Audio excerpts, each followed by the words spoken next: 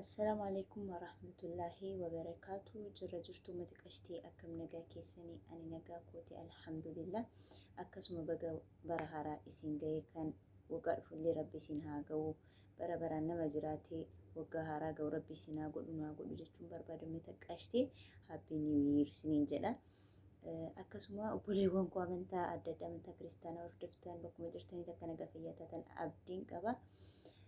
Akkasuma uummata kan koo haddakaa turtii waggaa dheeraadhaan booda amma gara biyya keenyaa biyya Oromiyaatti deebi'uudhaaf ni xumureen jira wama hundaayyuu gara biyya kootii deemuu fi alhamdulillah rabbi si haa milkeessu jedhaatii du'aayinaaf godhaa yaa uummata qashtii. Biyya Dubaay kana keessa waggaa 7 ta'eera. Amma alhamdulillah guyyaan geessee bishaan manaan koo biyya Dubaay dhumate gara biyyaa galuuf qophii irra jira, qophii xumureen jira jechuun hin danda'ama. Baay'ee tokko natti tolee jira uummata qashtii. Akkasuma du'aayinaaf godhaa biyya keenyallee akka rabbii nagaa nuuf godhu anillee akka nagaadhaan maatii kootti galu du'aayinaaf kadhaa isiniin jechuun barbaada.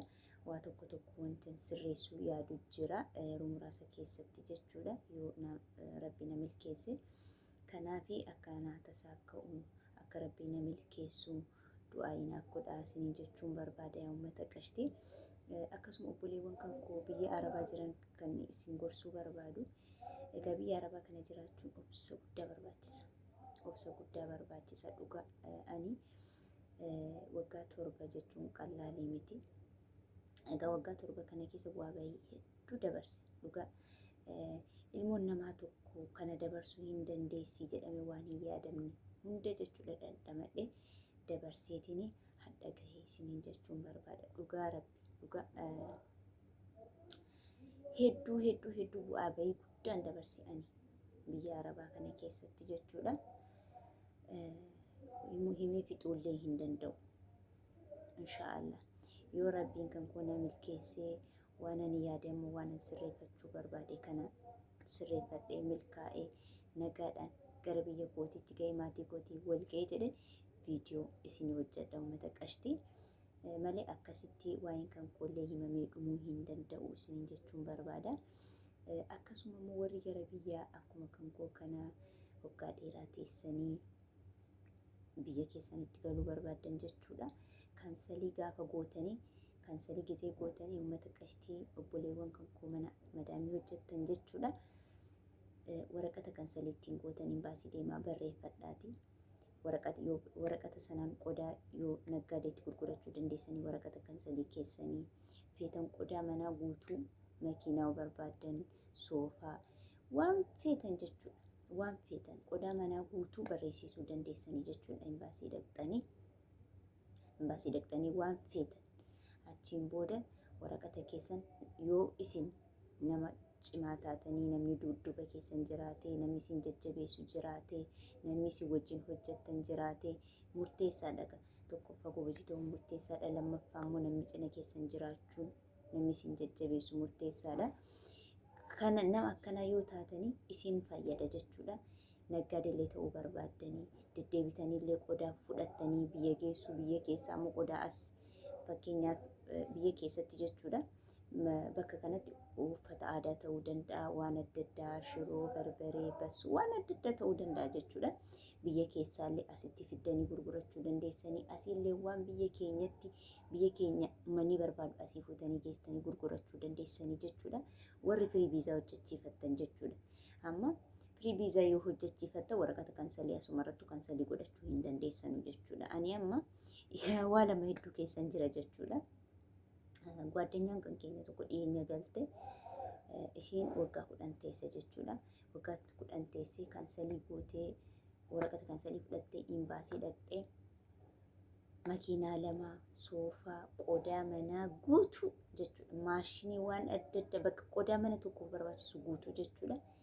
Irra barreeffattee biyya galtee waraqata sana isiin waan hojjechuu hin barbaanne siluma jechuudha. Isin hojii mataa isii uummatteeti kan hojjechuu barbaaddu. Garuu waraqata sana fudhattee galtee dhugaa rabbi isin jechuun barbaada uummata qashtii. Uummata bakkeen jira kanaatti rakkisaa jirti. Kanaafiyyuu qorra yeroo kana hin argamanii dhiifama isin jechuu barbaada. fudhattee jechuudha isiin amma biyya galtee mana moobaayilii mana kompiitara waan adda addaa banatteeti sulultaatti hojjetaa jirti. Asii waraqata sana dhugaa rabbii 100tti gurguratte waraqata asii barreeffatte waraqata kansalii sana jechuudha. Warri biyya galuu feetan bilaash kansal gootanii hin galina. Waraqata kansalii keessanii fudhadhaa imbaasii dhaqaatii qodaa hundarra barreeffadha. Bakka isin yoo ittiin hojjechuu hin dandeenye hin gurgurattanii waraqanni kun isin fayyada jechuudha. Kanaafiyyuu hiriyaan kan koo kuni 100 gurguratte waraqata sana jechuudha. Waraqata sana biratti gurguratteeti namni naggaadonni immoo qodaa sana dhufanii galfatu jechuudha. Inna warri zimmeettanii amma ijoolleen tokko kansaliidhuma isaanii fudhatanii qajeelu. Maaliif uummata kan itti fayyadama kansaliillee isin fayyada waan ta'eefiyyuu itti fayyadamaa isiniin jechuun barbaada uummata jaalala. Akkasuma ani amma garuu sila firii viizaa ani amma sa'aatii kanatti viizaan koollee dhume wanti hundi dhumee jira jechuudha. Hojjechiifadhee firii viizaa siif hin kennanaan jettee turte jechuudha niitiin kan koo garuu ijoolleen maal naan jedhanii firii viizaa maal sii godhaa? Firii viizaa waa tokko siin godhu waraqata sana kansalii godhiitii waraqata sana imbaasii geessii barreeffadhuutii qodaa ittiin galchii qodaa ittiin galchuu yoo hin dandeenye immoo nu ittiin galfanna nu sirraa binnanaa jedhanii jiranii jechuudha. Ijoolleen gurgurachuu dandeessu waraqata kan keessan ani silkis quxurii ijoollee isinii kenna kan naggaadee namaa si wal isin barsiisa feetan jechuudha. Warri kansalii gootanii itoo ittiin fayyadamin kansalii keessan duwwaa baattanii galtanii fi ergaan koo kun jechuudha. Ani amma garuu guutummaan guutuutti kansaliidha kan godhee deemu jechuudha. Kansaliidha godheen deema deddeebi'ee qodaa achi as fiduu hin barbaanne jechuudha. Amma yaadni koo isa ture.